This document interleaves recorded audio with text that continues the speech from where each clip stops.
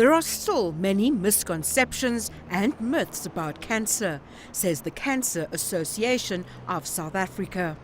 They say people are generally still reluctant to talk about the disease and often only seek treatment when it's too late. Many still believe cancer is a disease which affects mainly white people in South Africa. Some of the myths that we are dealing with in South Africa, particularly in some of our rural communities, is that black people get AIDS and white people get cancer, which is not the truth. This year we're dealing with the issue of myths versus facts, where there are many myths out there dealing with cancer. And one of the most important things that the Cancer Association of South Africa is doing is getting the message across that we need to talk about cancer. We need to get rid of these negative perceptions and these beliefs that make people not go for screening, that make people not go for early vaccination or not go for treatment. 33-year-old Zuleika Mandela is the granddaughter of Nelson Mandela and his second wife, Winnie Madikizela Mandela.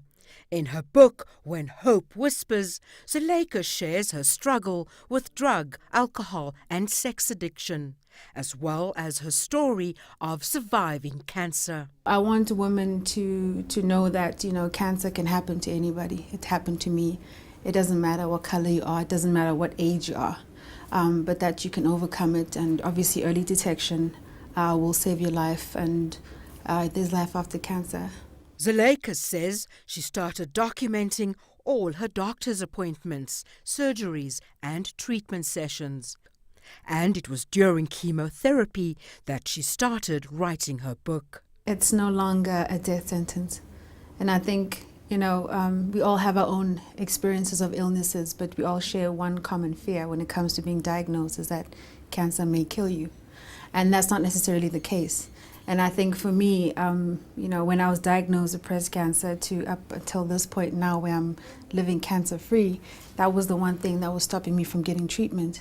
And I'm trying to encourage more women to, make that decision for themselves to get the treatment. Early detection does save lives, and I'm a testament of that. Zuleika, who has also had to deal with the loss of 2 young children, says family support is just as important as treatment when it comes to the fight against cancer. She said she was inspired by many in her family, including her grandparents and her partner, Thierry. It was difficult, at the same time it was easy, because she is somebody that speaks a lot of truth. And when you speak a lot of truth, it's very easy to overcome whatever you're basically going through. Having someone like Zuleika share a journey and be open about her breast cancer diagnosis helps us to get over these beliefs and negative perceptions about living beyond the cancer diagnosis. Her message is one of inspiration, one of hope, and she's making sure that she's getting the message out to others that there is a life beyond being diagnosed with cancer. This is my contribution to cancer, and like I said, cancer really has changed my life for the better, and I'm hoping my story and my journey does that for somebody else. Renat Al-Kam, CCTV, Johannesburg. Yeah, I remembered it. Before you notice any lump outside. Meet Nigeria's foremost cancer expert, Professor Remi Ajekigbe of the Department of Radiotherapy and Biology, College of Medicine, University of Lagos. For 32 years now, he's worked here at Nigeria's foremost cancer center as a consultant radiotherapist and oncologist. He's currently the head of the department.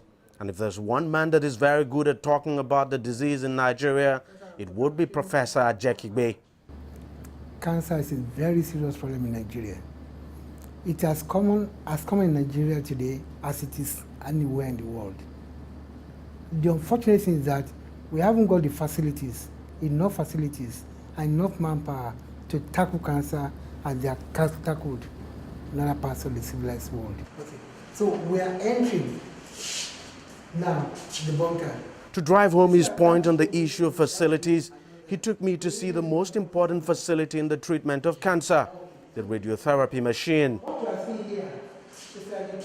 It's the only one in his department at the University of Lagos College of Medicine, and it's only just become operational after it broke down for several months.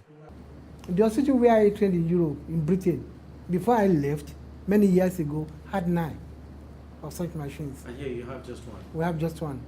And I told you, it broke down last July. It just been repaired. So that means between then and now, we didn't treat anybody. Apart from his department, there are only 5 other functional machines elsewhere in the whole of the country, he tells me. The consequence is that access is now a big issue for patients. In fact, the statistics show that as at now, there are 2 million cancer patients in Nigeria. And only 100,000 of them have access to radiotherapy machines, but they live near or close to where radiotherapy machines are available. After 32 years of service here, Professor Ajekigbe is obviously not growing any younger and should be thinking of retirement. But the dearth of medical manpower in the field could cause him to be around for much longer. We have just about 30 oncologists, radiation oncologists in Nigeria. Just about 30. 30 to 160 million people. There should be some encouragement to those on the field now to encourage younger ones to come. And just before I ended this eye-opening conversation with the cancer expert, I wanted to know how best to deal with the disease.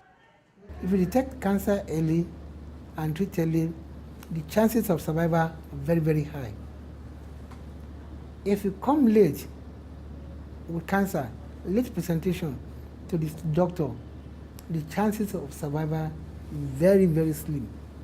And the sad news, he says, is that 75% of the patients that comes to him for treatment is usually in the late stage. Deji Badmos, CCTV, Lagos, Nigeria.